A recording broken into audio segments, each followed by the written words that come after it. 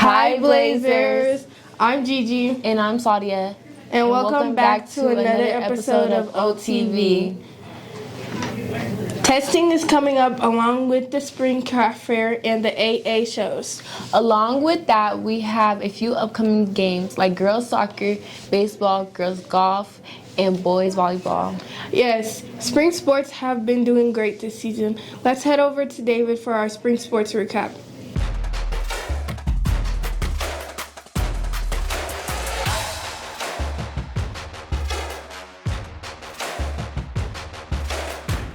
Good morning, Overland. I'm David, your sports host on OTV, and welcome to this week's sports recap. We had an action-packed week with stand-up performances and some unforgettable moments. Let's dive into all the action, starting with the boys volleyball. First up, let's talk about our varsity boys volleyball team. Last Tuesday, they faced off against Creek in a crazy match. We definitely showed out. We had an amazing performance from Vincent Johnson, who scored 17 kills and had a 3-point kills per set average. We really went out there and showed them who's better. It was a back-and-forth game, but Overland won 3-2. Our next matchup is tonight at 6:30.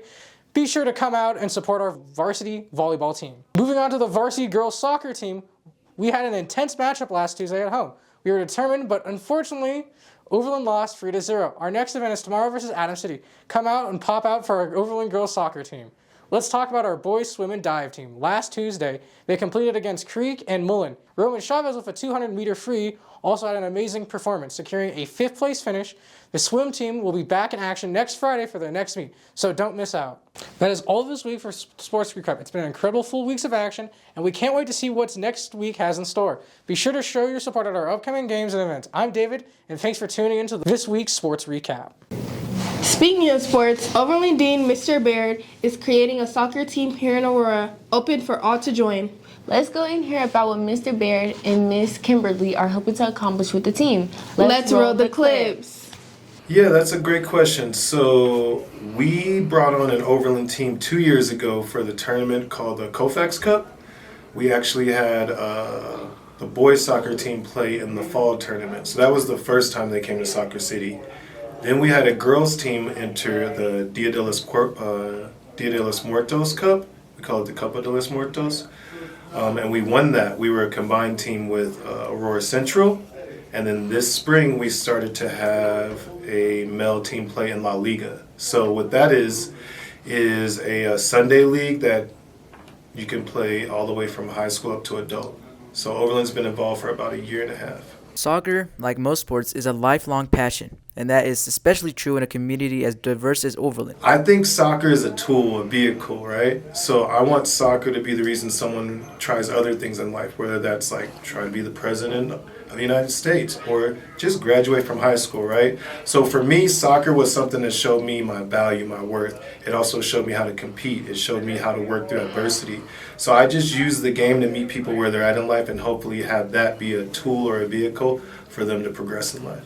For more than a decade, Mr. Baird has worked to pass on his love for the game to the next generation. Oh, since I was 7 years old. So don't age me, but 35 years. Mm-hmm. But I've been coaching at the local level since about 2012.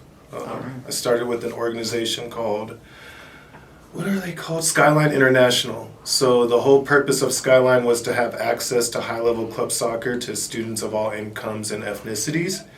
Then we transferred to Rapids, and then I became a high school coach and coached for about 10 years at Grandview High School. At Soccer City, organizers and volunteers aim their efforts at uplifting disadvantaged youth who otherwise might not have the opportunity to be involved in this great sport. I started playing when I was younger, so I started playing when I was at least like 3 years old.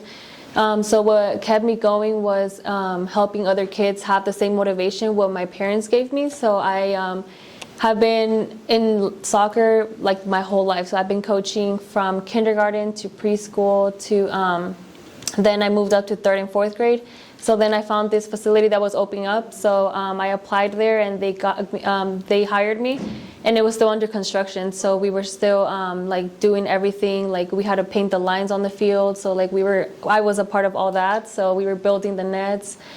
So that's what inspired me to stay there, and I've been there for about 4 years now. So that's how it kept me going, and I love my coworkers. So that's why I'm there. Some goals I do have is potentially, honestly, I like where I'm at. So I'm also the coach for Overland Girls Soccer here. So I think that was a huge step for me last year. So this is my second year being their coach. So I think one of the other goals I have is maybe one day doing a club soccer. I did club soccer in the past, but I was an assistant coach and I loved it, but it was just too much time consuming. Like it's a full-time job. And I actually got questioned if I wanted to be a full-time coach for a club, but it was just too many hours for me and I can't balance Overland and them. So coaching high school was a good balance for me. So, I mean, hopefully one day if I have the chance again to coach them, I would be a club soccer coach. I feel like but working both Overland and at Soccer City has been good because like I have the connection to bring them over there too. So like if they want to continue playing soccer, like I help them go play with Soccer City. So they participate in the Soccer City League for the Women's League. And sometimes they just go for pickup, like if for fun time, they just go and play during the week. So, I mean, it's been fun. I see them all the time. So I feel like I see them every day. They're like family to me. So impact Soccer City has had on its participants can't be understated, and it is in large part to people like Mr. Baird and Miss Kimberly. This is EO Bell signing off. That sounds like a wonderful opportunity for anyone interested in soccer. Reach out to Mr. Baird or Miss Kimberly to join. I agree. It's cool to see the dedication Overland staff has to the community. Speaking of soccer, Gigi, would you like to hear a joke? Yeah, sure, why not? Why did the American soccer player use his hands? Why, bruh? Because he was tired of defeats. Okay, anyways, OTV wanted to make a special announcement. We are holding a freestyle rap competition for the chance to win Boss Mandilo tickets. Submissions for the freestyle raps will be due Sunday, April 13th at 10 p.m. to submit. Check out the OTV Instagram page for more information. We are excited to see what you all come up with. Thanks for tuning in this week's episode. We hope you enjoyed and we'll see you next time. Bye, Blazers. Blazers.